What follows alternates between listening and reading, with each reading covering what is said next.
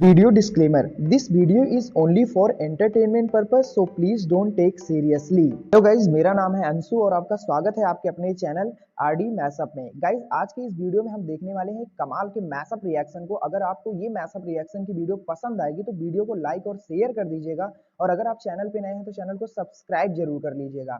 Thank you. तो guys, आगे की बात हम वीडियो के खत्म होने के बाद करते हैं। तो चलिए इस मैसअप रिएक्शन की कमाल की वीडियो की शुरुआत करते हैं। Hope you will enjoy. Muslim world league के महासचिव मोहम्मद बिन अब्दुल करीम अल ईसा ने मंगलवार को कहा कि भारत के मुसलमानों को भारतीय होने पर गर्व है। उन्होंने कहा कि भारत दुनिया में सह अस्तित्व का सबसे बेहतरीन उदाहरण है। इस्लामिक कल्चर सेंटर के इवेंट में अल ईसा के साथ भारत के राष्ट्रीय सुरक्षा सलाहकार अजीत डोभाल भी मौजूद थे। इस्लामिक कल्चर सेंटर में एक इवेंट के दौरान बोलते हुए अल ईसा ने कहा, हम जानते हैं कि मुस्लिम भारत की विविधता का एक अहम हिस्सा है। भारत के मुस्लिमों को अपने भारतीय होने पर गर्व है।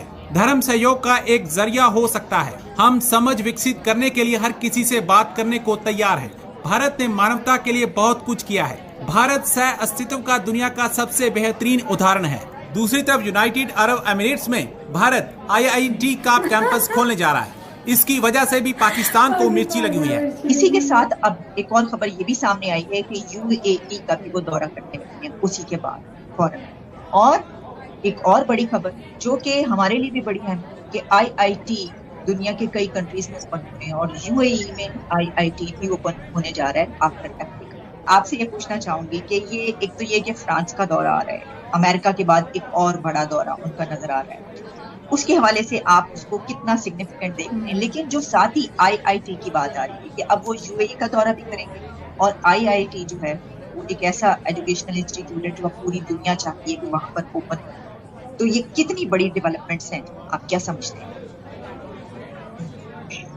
देखें जी, ये डेवलपमेंट अगर आप इंडिया की जो इंटरनेशनल अचीवमेंट्स हैं उसके कंटेक्स्ट में रख के देखना चाहती हैं तो फिर आप यूँ समझ लें कि ये बड़ी रिमार्केबल, बल्कि बहुत हवालों से माइंड ब्लोइंग किस्म की डेवलपमेंट भी आप कह सकते हैं।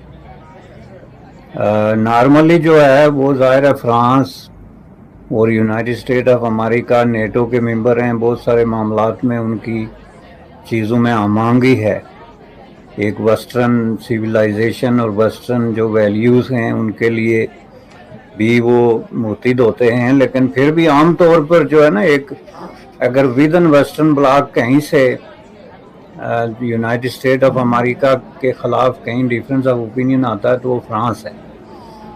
तो इससे आप यूँ कह सकते हैं कि जो different shades of opinions exist करती हैं वेस्टर्न सिविलाइजेशन में, उसमें कई दफ़ा यूनाइटेड स्टेट ऑफ अमेरिका और फ्रांस अलग भी होते हैं। तो अभी जो मोदी साहब ने दौरा किया है यूनाइटेड स्टेट ऑफ अमेरिका का और उसके फ़ौरन बाद फ्रांस का, तो इसको आप एक रिमार्केबल बात इस तरीके से कह सकते हैं कि उन्होंने दोनों शेड्स को एक ही गो में कवर किया है। ये इसको आपको मानना पड़ेगा। अब इस पे जो है वो कतन कोई अगर बड़े से बड़ा मुखालफ भी जो है वो नहीं मानता है तो वो कमीनगी जिसको कहते हैं ना पंजाबी में, कमीनगी कहता है, तो ये आपको मानना पड़ेगा। तो इस हिसाब से जो प्रोटोकॉल या स्पेस उनको दी गई है यूनाइटेड स्टेट ऑफ अमेरिका में दौरे के दौरान, उसको लोग बहुत बढ़ा चढ़ा के पेश करते हैं। लेकिन मैं समझता हूँ कि वो जो है एक ड्यू किस्म की स्पेस थी, जो कि इंडिया का इस वक्त जो स्टेचर है और इंटरनेशनल अरीना में जिस तरीके से इंडिया अपनी एंट्री दे रहा है और जिस तरह की एक्सपेक्टेशंस क्रिएट कर रहा है फॉर नेक्स्ट 5-6 ईयर्स और 10 ईयर्स। और ये बात आप याद रखें कि दुनिया के लिए नेक्स्ट 5-6 ईयर्स या 10 ईयर्स ज़्यादा इम्पॉर्टेंट हैं। दुनिया कोई पाकिस्तान नहीं है कि बैठ के तो अगले IMF के 1 बिलियन या 3 बिलियन डॉलर का इंतज़ार करे और जब तक ज़िंदगी होल्ड पे रखी हो कि वो तय होगा तो आगे कोई बात होगी, वरना क्या करना है या कुछ करना भी है या नहीं करना। दुनिया का गोल ये है कि where we will be in 10 years.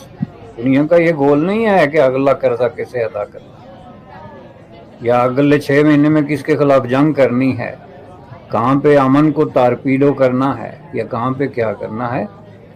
ये मामूल की कार्रवाइयाँ हैं, लेकिन दुनिया की जो नज़र है, गोल है, वो नेक्स्ट 10 ईयर्स। अगर आप इंटरनेशनल इंडिकेटर्स पे, इशारियों पे नज़र रखते हैं, तो एक चीज़ आपको पता होगा कि आइंदा 10 ईयर्स में इंडिया कहाँ पे खड़ा किया जा रहा है। ये मैंने जो तस्वीर लगाई है प्राइम मिनिस्टर मोदी की और मोहम्मद बिन सलमान साहब की, इंडिया जो है वो किस तरह आप इमेजिन करें, किस तरह दुनिया की मार्केट को अपनी तरफ खींच रहा है। मैं देख रहा था, अगर आपको याद हो कि डॉक्टर जयशंकर जो थे, उन्होंने एक बुक लिखी थी, the Indian way, strategies for an uncertain world, जो कि 2020 में पब्लिश हुई, जिसको कहा जाता है कि जापानीज जो बिजनेसमैन थे उन्होंने बड़े ध्यान से पढ़ा और उसको अंडरस्टैंड करने की कोशिश की। इट मीन्स कि उनको लीडरशिप पे ट्रस्ट था, उनको फॉरेन मिनिस्टर पे ट्रस्ट था, उसको प्राइम मिनिस्टर पे ट्रस्ट था कि भाई ये जो बातें कर रहे हैं ये सही कर रहे हैं। और अब वो कह रहे हैं कि जी हाँ, हम कैसे जो है एक इंडिया, बेसिकली तो उस बुक में ये कहा जाता है ना कि इंडिया जो है जिसका ताल्लुक डेमोक्रेसी से है, वो एक डेमोक्रेटिक कैंप में मौजूद है, लेकिन उसके जो ताल्लुकात हैं, वो जो उसकी जो अपने ताल्लुकात को चीन, रशिया और उससे भी बड़ी अहमियत देता है, और दुनिया के स्टेज में हमने कैसे बिहेव करना है। और अभी आप देखें कि जिस तरह प्राइम मिनिस्टर मोदी को वहाँ वेलकम किया गया, इंडिया के साथ अपना वो अलहदा कारोबार, चाइना के साथ वो अलहदा कारोबार कर रहे हैं। सो उन्होंने अपने आप को ये नहीं रखा हुआ कि choice between US and China और रशिया। उन्होंने बड़ी प्रैग्मेटिक अप्रोच जो है वो इंडिया ने अपनाई, और आज वो देख लें कि वो इस मुकाम पे पहुंच गए। और अभी जो है वो फॉर एग्जांपल मैं सुजुकी को देख रहा था, हमारे यहाँ तो सुजुकी बंद कर रही है ना ऑपरेशन, रोज़ाना हम देखते हैं लेटर मार्केट में आता है, वो थ्रेटन करते हैं। मोदी साहब उधर थे, अमेरिका में थे, तो टेस्ला ने कहा जी हम बड़ी जल्दी इंडिया के मार्केट में होंगे।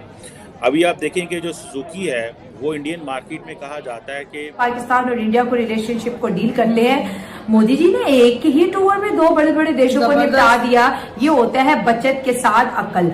उन्होंने अक्ल के साथ मतलब देश को भी बढ़ा रहे हैं और साथ साथ बचत भी कर रहे हैं। एक वजीर आजम के इंटरनेशनल टूर पे लाखों रुपए का खर्च आता है, और भारत हमेशा से ही इकोनॉमिकल एंड बजट के हिसाब से ही अपने तमाम विजिट प्लान करता है, क्योंकि हमारे यहाँ वाले तो 5 स्टार होटल्स में 15-15, 20-20 दिन की वेकेशन रखते हैं। मुल्क के लिए क्या लेके आते, क्या बात होती है, हमें आज तक समझ नहीं आती। लेकिन मोदी जी जाते 1-2 दिन में सारे काम निपटा के वापस, मतलब काम को काम। और वहां पे जब चले जाते इतना अनरेस्ट, अभी इधर के अभी उधर के, अभी इधर आके इंडियन ऑडियंस से मिले, अमेरिकन मीडिया से मिली, उसके बाद ये डिनर कर लिया, ये कर लिया, वो मतलब कि अगर बिजी रहते हैं 4-5 घंटे की नींद बा मुश्किल, और इतना खुश हो रही होती है पूरी दुनिया के हमारे प्रधानमंत्री बाहर काम कर रहे हैं। वो अपने लोगों से भी तो मिलते हैं, और हमारे वाले तो साहब थोड़ा कटोरे में थोड़ा सा बीक तो मिल गई है।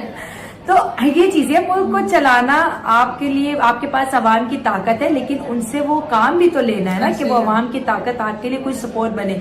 यूएई एंड भारत के तो क्या शानदार रिलेशनशिप है। अभी तो वो समुद्र के नीचे से रास्ता बना रहे हैं जो इनकी ट्रेड को और फैसिलिटेट करेगा।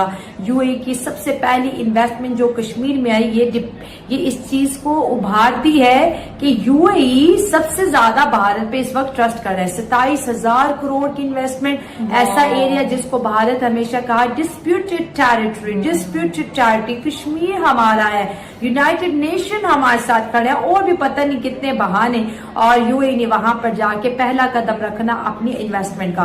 तो ये इंडिया पे ट्रस्ट है, इंडिया के मार्केट पे ट्रस्ट है। यकीन करें अगर मेरे पास पैसे आते हैं तो मैं भी इंडियन मार्केट में इन्वेस्ट करूंगी। मुझे पता है यार वो काबिल है, धोखा नहीं है वो। मैं अगर 10 सालों के लिए भी पैसा लगा के भूल जाती हूँ, मुझे पता है डबल होके ही मिलेगा। लेकिन क्यों बिजनेसमैन है वो फ्रॉड नहीं करते, ठीक है। अगर वहाँ पे हम शेयर ले लेते हैं, कुछ भी परचेज कर लेते हैं, वो हमारे सेफ है। बिजनेस की छोड़ो, कंट्री के ट्रस्ट की बात करो। हमें कंट्री पे कितना ट्रस्ट है, वहाँ पे हुकूमतें नहीं टूटी हैं। हमारे 10 साल में 6 वजीर आजम आते हैं, वहाँ पर 10 सालों में एक ही है, 15 में भी एक ही होगा, और ये तब तक एक ही चलेगा जब तक कि मोदी जी रिटायरमेंट खुद नहीं ले लेते कि बीजेपी से मैं रिटायरमेंट ले रहा हूँ, अब मुझे अपनी एक पर्सनल लाइफ शुरू करनी। तो ये उनकी एक कंटिन्यूटी है। वो कहते हैं हम एक डेमोक्रेसी, हम एक डेमोक्रेटिक पावर हैं। India is the world power, India is a super power. ये वर्ल्ड आपस में इंटरकनेक्टेड है just because of the power of Indian, the power of Narendra Modi, the power of democracy, the power of the unity.